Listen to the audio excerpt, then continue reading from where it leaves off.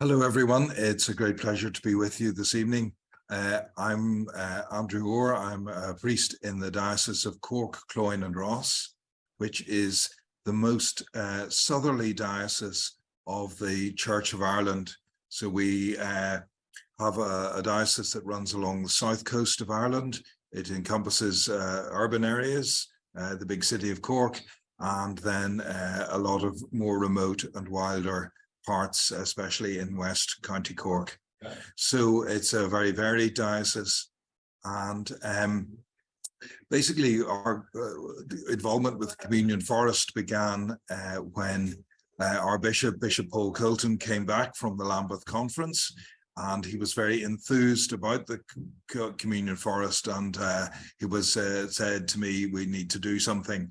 And we have a number of parishes already quite involved in environmental work through Eco Congregation Ireland, which is an ecumenical body working with parishes from many denominations working together, similar to Eco Church England and Wales. But for the diocese to take on the Communion project, we discussed a number of options, but we really felt that tree planting was the way to go forward. Ireland is in fact the least wooded country in the whole of Europe. There's just 11% of Ireland is covered in trees, in forest or woodland of any kind, and we felt we wanted to make a real difference to that. Now, the Irish government, the government in the southern half of Ireland, the Republic of Ireland, is aiming to increase that from 11% to 18%. However, much of what they want to plant is the tree you can see in your picture there, the Sitka spruce, which is a tree from Canada. It's very fast growing, especially in Irish conditions. It likes warm, temperate climate and very wet conditions, which we have plenty of in Ireland. And so that makes it a very good tree for timber growing, for paper making and so forth. But unfortunately, it's not, as you can see in the picture, very good for biodiversity. You can see there's deep shade, nothing grows underneath the Sitka spruce, and it's a poor crop for biodiversity. And to make it even worse, it's often planted on bogland, which is not much use for farming, but in fact, bogs are a tremendous resource in Ireland. They're one of our sort of prized possessions, and they're a great carbon sink as well. So growing trees on them is not a great use of the bog either. So all in all, we felt we wanted to do something different. We wanted to plant native Irish broadleaf trees and have something which might eventually, perhaps one day, look like this. This is some of the last remaining virgin forest in Ireland over in Killarney, and it's oak primarily, and a number of other species. So we discussed how we might go about tree planting.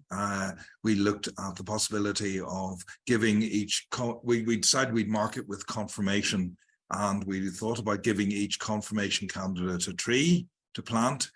That proved difficult for two reasons. First of all, quite a number of our confirmation candidates live in urban areas. They may not have any garden or anywhere else to plant a tree, let alone a substantial oak tree.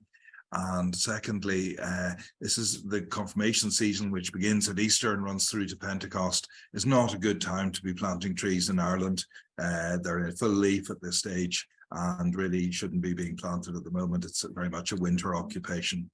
So we decided that that wasn't going to work. So instead, we teamed up with a non-profit, a charity called Reforest Nation, and we have arranged for about 5 trees per confirmation candidate to be planted next winter by this group, Reforest Nation, in all different parts of Ireland. And eventually the idea is that the candidates may not be able to go and see their individual trees, but they'll certainly be able to go and see the plantation where their trees have been planted. So each candidate is being presented at their confirmation by the bishop with this certificate.